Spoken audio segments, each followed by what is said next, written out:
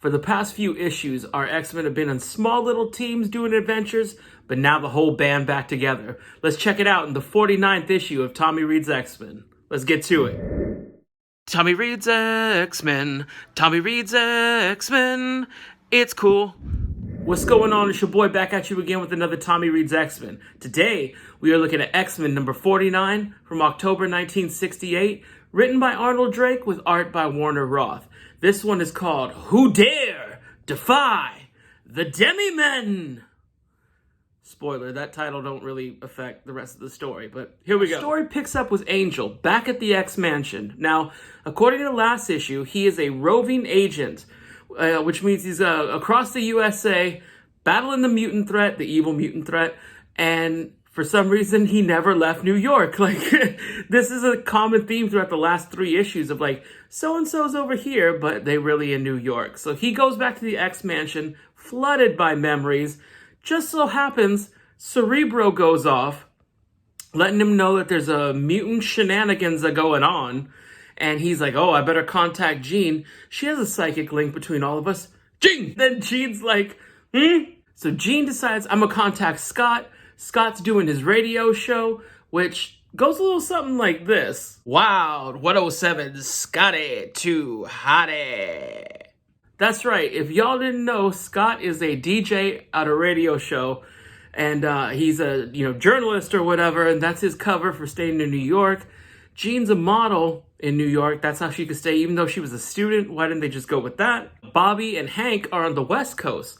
When she contacts them, it's only for a second because at that moment, they are jumping out of a plane. And he's like, Iceman gave us this cover. Hank's bloop, bloop, bloop, thinking to himself, gave us this cover as the Danger Twins, which they don't explain what that is, but if they're jumping out of a plane, maybe they're stuntmen or daredevils or something. That's hardly a safe cover for 2 mutants, especially when the world's real crappy to mutants. I don't know. It was just a weird explanation for them jumping out of a plane. Cut to a mansion in San Francisco where some weird-looking dude calling himself Magneto is building a robot army that he calls, and I'm going to do finger quotes again because it's so popular, the Elite Guard.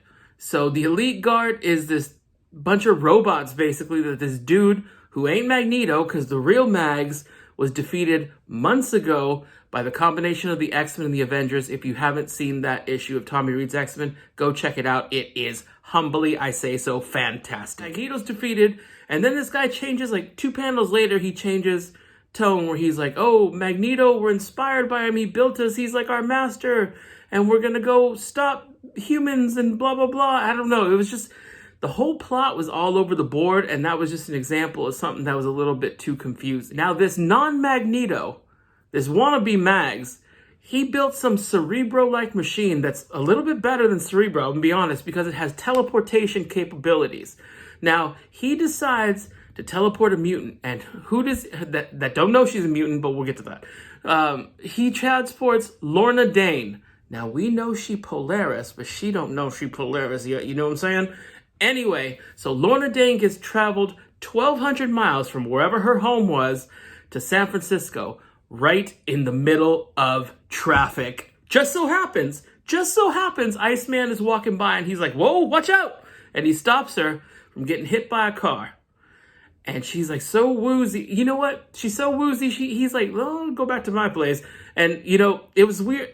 Let's take a closer look at it. And also there was a dude saying something weird too. Let's take a closer look at that too. So we have Iceman here, Bobby Drake, and he's dressed like a game show host. And he saved Lorna from being hit by a car in the middle of the street. Decides to take her to his house for a cup of coffee. That's a little weird. But what I wanted to focus here was the guy who found the ice puddle, and he's like, the deuce? Yeah. Shout out Family Guy, I guess. Now, Angel, Jean, and Scott, our old romantic trio, still back in New York. And you're like, how did they get to San Francisco? If you said in the beginning, Tommy, that the whole band is back together, and they ain't playing sweet, sweet music yet. I'ma tell you. Just be patient, dang. Anyway, so they decide to get together, and Scott says, oh, the Avengers let me borrow this rocket ship that we could take to San Francisco. What? Since when are you that cool with the Avengers? Now, last time y'all was tussling it up, they seemed like they didn't like you, Scotty. But now they just lend you the keys to the Range Rover? I don't think so. He stole that. You know he did.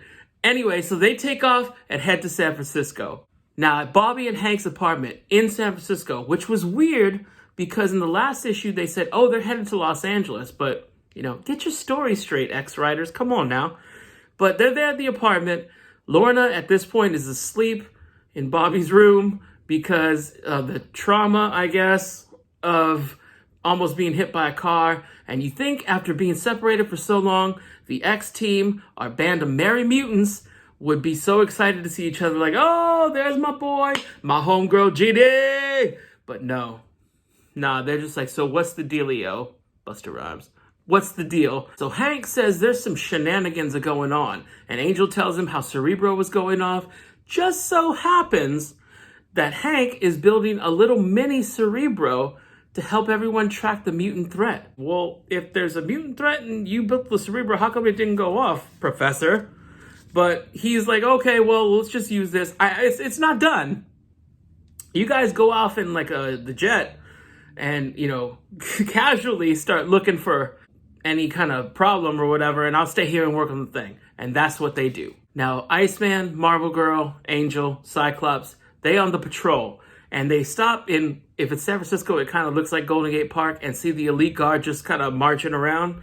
And they're like, oh, let's get into a fight. And so they got into a fight. The X-Men kind of handle them pretty easily. The elite guard takes off.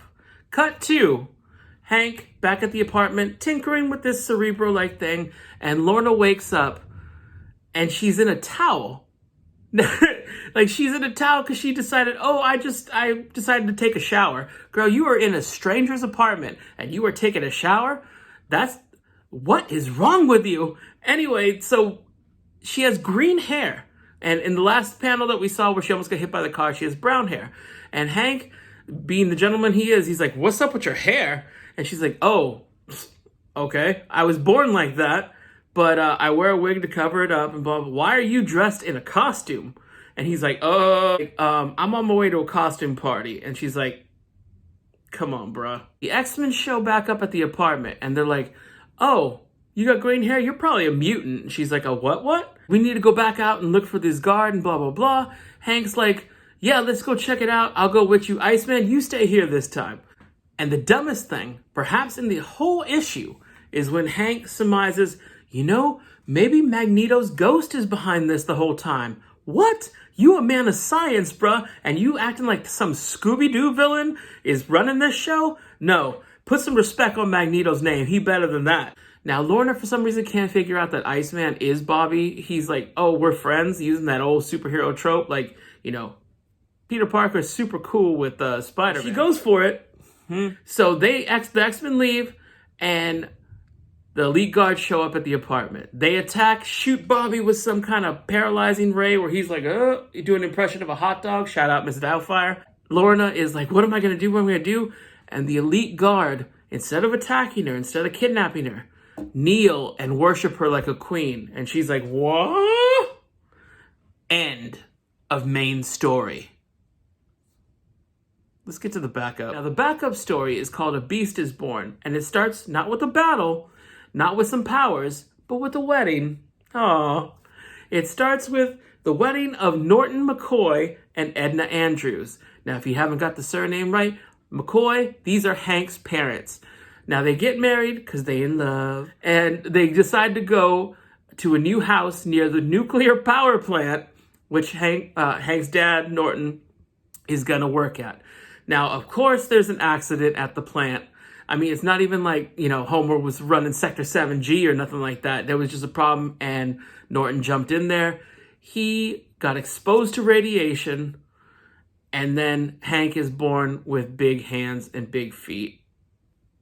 End of backup story. Let's get to some final thoughts. Now, this issue is about a 6 out of 10, and I'm going to tell you why. Now, the action was pretty good. We did get introduced to a character that's going to be around for a long time in Lorna Dane. If you know who Polaris is, then I'm sure you know what I'm talking about. If not, we're going to get more into our history as the issues go on. Probably next month we'll dive into it a little bit more. Anyway, the action, like I said, was decent. The plot was a bit confusing. Like, I mean, is this guy acting like he's Magneto, or is he just Magneto's disciple? I don't believe the whole Magneto ghost running thing. That was dumb. But plot was a bit confusing. The backup story was straight trash. Like I said, I'm not a big Beast fan, but do I really need to see his parents get married and all this kind of stuff? Like, is he that inconsequential that, like, Iceman got 2 or 3 parts for his origin story and we learned about his powers? So far for Hank, all he's done is tell us, like, I could write with my toes, and then his family's like, oh, he was born with big feet, and that's it. That is it. Lame. 6 out of 10. It was a decent read, but not the best issue in the world. Although I will say it was better than last month, which was awful. Go check it out, though. The episode for Tommy Reads X-Men was fantastic. He says humbly. If you like what you're seeing or are mildly entertained, please like and subscribe down here. Hit that bell notification in the corner and do your boy a solid. Help spread the word about the Tommy Love Stuff channel, YouTube's best kept secret. We got a lot of great stuff coming up on the channel. Next time you come back with Tommy Reads X-Men, we are on our 50th issue, which is incredible. Can't wait for it. Got a lot of great food reviews. Check out the playlist, ChubCon reviews. Awesome stuff on the channel. If this is your first time watching, thank you for letting me entertain you. If this is your 60th or 70th time watching, I appreciate the support and continue to do so. Check us out later. We'll be back again with another video soon. Later.